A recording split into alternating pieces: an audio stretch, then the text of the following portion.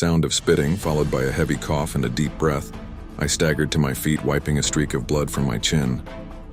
Sinju, ever the pragmatist, was already pointing. "Lin, get in one of the healing capsules.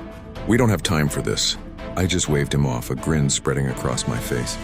"Let's get serious," I said, tilting my head. The real fun was just starting. "Come on, Sinju. Show me some of those legendary moves you've been hiding." He chuckled, that deep rumbling sound of his. "Okay, man, you asked for it." He flickered for a second, a portal to his inventory room opening and closing in a blink. When he reappeared, he was holding something that made my heart skip a beat. A perfect replica of my old legendary fire and ice sword, the one I wielded before I got this goblin blade. He tossed it to me. The familiar weight, one half freezing cold, the other burning hot, felt like coming home. I looked down at my hands. One gripped the black shadow of my goblin blade, the other the brilliant fire and ice. "Now we're talking," I said. "And what are you—" But before I could finish, Sinju vanished again. He was back just as quickly, this time with a lean, mean-looking bazooka slung over his shoulder and a massive ray gun in his hand.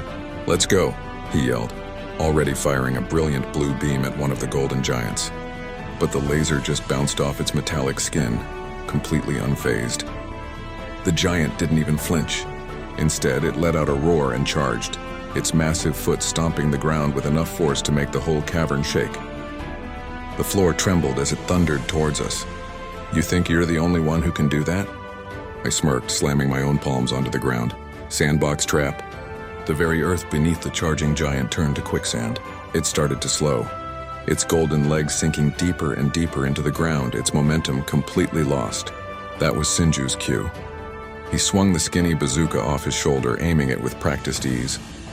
"This," he said with a predator's grin, "is called the one-hit laser." A blindingly bright beam, thinner than a needle, shot out and struck the trapped giant square in the head. For a second, nothing happened. Then, surprisingly, the giant just disintegrated. Poof, gone, a pile of golden dust. But we didn't have time to celebrate. The other giant went berserk. It let out a shriek that was pure fury, its eyes blazing with scorching red light. Beams of pure energy shot from its eyes, ricocheting off the cavern walls, bouncing in every single direction. It was chaos. Sinju and I were jumping, diving, and dodging frantically, the laser beam searing the air where we'd been just a millisecond before. And through it all, sitting on a rock just behind the chaos, was Amira. She had a little bag of candy open, completely unfazed by the life-or-death battle happening right in front of her.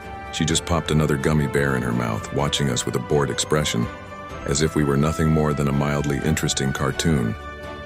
Kids, man.